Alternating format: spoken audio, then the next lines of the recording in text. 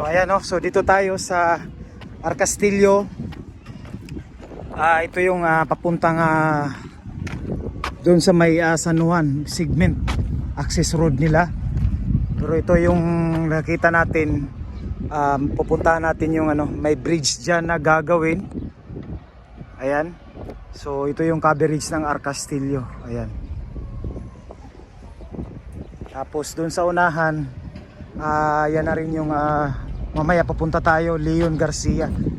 So ngayon, ayan o, nakikita natin medyo tapos na yung mga girder nila. Kasi dyan may gagawin dyang minor bridge para yung may madaanan yung mga mangingisda sa ilalim ng tulay. Ayan.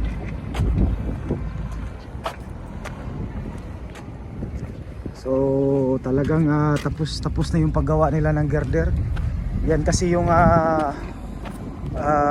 para sa tulay na gagawin nila. So ayan, napakainit pa rin no mga kapatid.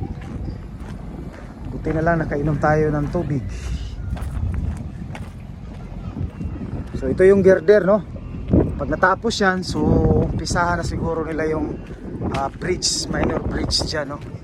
Ayan.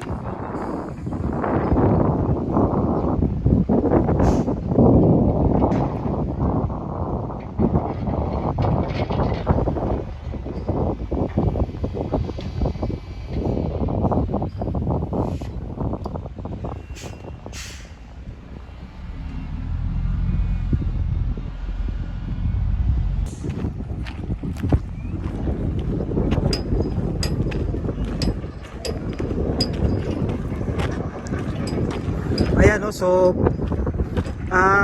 after dito yung boundary no ng Arcastillo segment.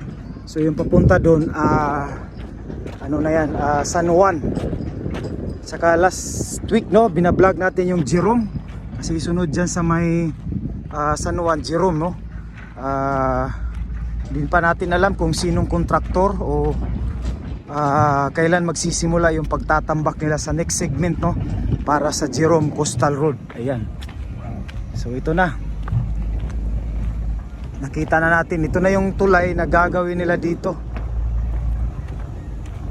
Ito, pagitan ng San Juan at saka Arcastillo.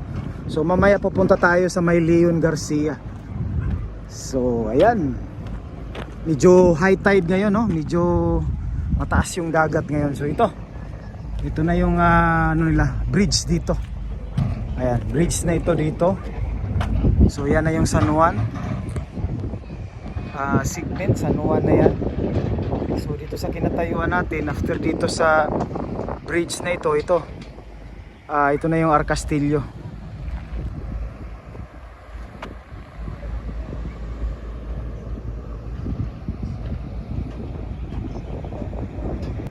So dito na nila ginawa yung girder no.